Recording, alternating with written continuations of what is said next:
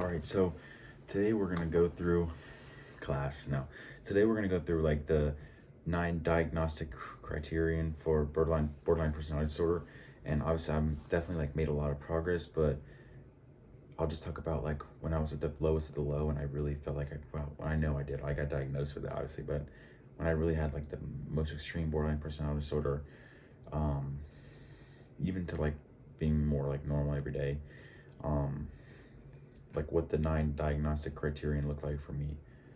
So the first one is frantic efforts to avoid real or imagined abandonment. Um, wow.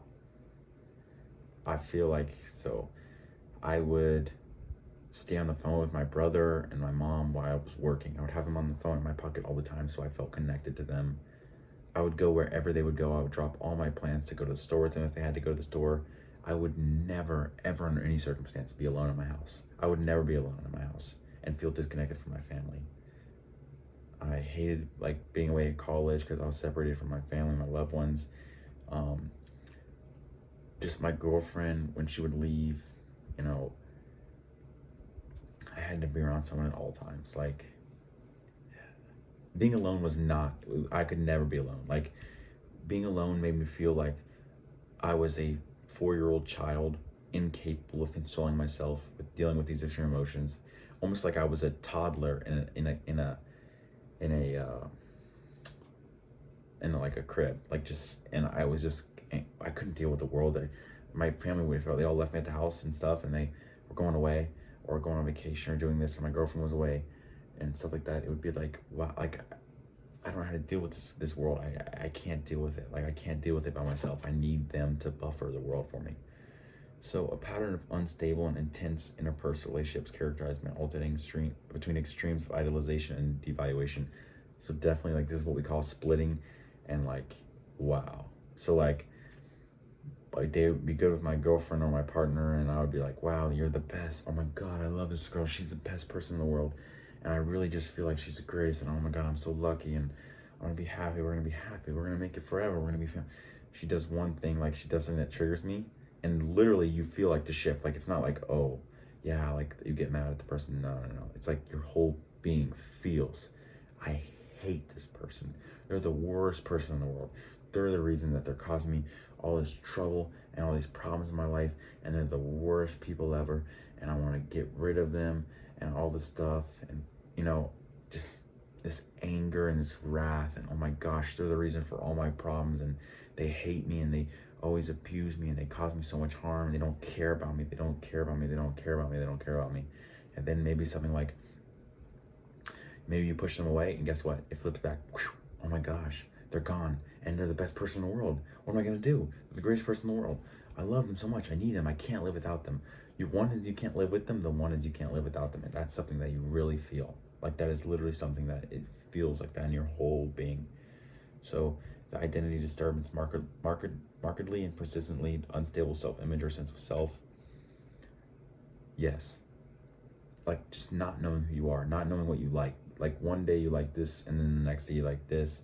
Like for example, when I was in high school more, I would be like, I was like, what am I could do anything I wanted to do because like I wasn't interested in anything. So like I would get into, let's say, baseball, which I don't even like baseball now. I don't like baseball, but like I'd be like, I'm gonna be a baseball player. I'm gonna get just baseball. Baseball's so great. And then a day later I'd be like, oh my gosh, I'm gonna do this, I'm gonna do that, I'm gonna do this, which is kind of normal for adolescents, but it becomes your whole being, your whole obsession, and your whole like, and then what happens is you get into these things so much, and then when you lose it, guess what? You come back to that state of, wow, I don't know who I am anymore.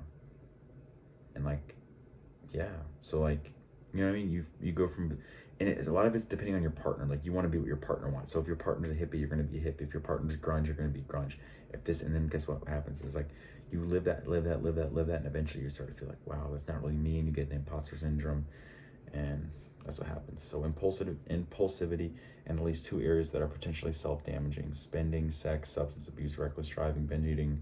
100% to cope with my emotions, I would just shove down any food that I get, no questions barred. I have to deal with my emotions, so I'd get rid of it, or chug vodka out of the bottle, or chug wine out of the bottle. Couldn't deal with anything, just totally have to get rid of that. I would speed in my car to distract myself, because it doesn't matter if anything happens to me. You know what I mean? If my girlfriend's doing this, what, I'm just gonna speed in my car. And a lot of it is seeking attention and stuff like that. Like, you don't really want to die, but you want to just they want them to come swoon in and comfort you. So, and that's kind of ties into recurrent suicidal behavior, gestures or threats, or self-mutilating behavior.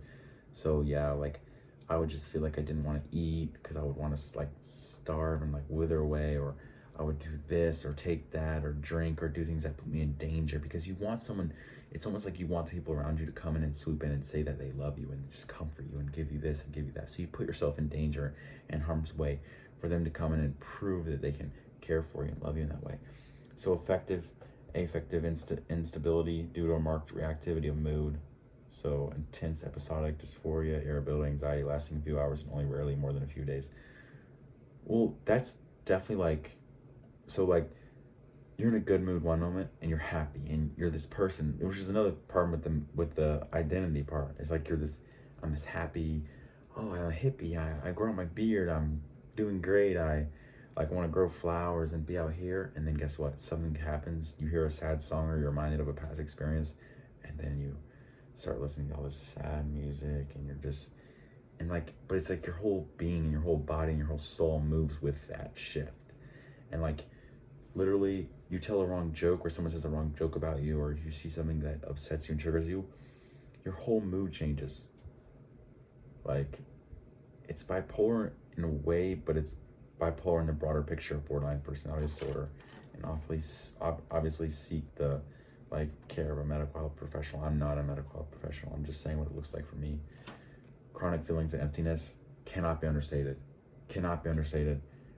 Wherever I went, wherever I drove, whatever I saw, whatever I did, whatever I loved, whatever I drank, whatever I did, I felt like there was a bowling ball sized hole just right here in my chest.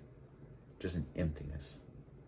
Just space right in here. Just literally just space. Like, I just remember looking at this body of water near me, and just feeling like a loneliness and an emptiness. Like what? Like there's a certain wholeness that you have as a person, and you're just missing that. Like, you're incomplete. Like something, like almost like you have your skeleton, but the midsection is just gone. Like the part where your heart is just torn out, and you're just numb to life in a way. So inappropriate, intense anger or difficulty controlling anger. Yes. So like, this is like BPD rage, they call it. And like, definitely a lot of people have this. You don't have to have all 9 exactly. And like, my rage would be more like of an internal rage. It wouldn't be projected on other people. And it was also more of like a inappropriate or intense like sadness, I guess I would say. But definitely like the rage feature is just like, once the ball's rolling, man, I'm going off. I'm yelling and screaming and doing all these things, and like it's almost like when you're on that path of the rage, you're like a rolling train, and nothing else matters except for expressing that anger and doing that. And but that's definitely like, I can't speak on that BPD rage too much, because I was more of like a sad BPD than an angry BPD, if that makes sense. But so transient stress-related paranoid ideation or severe dissociative symptoms. Wow. Feeling detached from everything, reality, my body, everything, when I was super stressed out, or I was in a situation where my girlfriend, like, I felt like she didn't want me anymore and all this stuff. And it's, you know what all that is? The paranoia and the stress-related dissociation, it's all just a coping mechanism. It's the way that your body helps you, react. But just like literally feeling like I don't know myself, everything looks strange around me, and I basically just that, like, disassociation, because the person that has BPD feels emotions at a 10 all the time.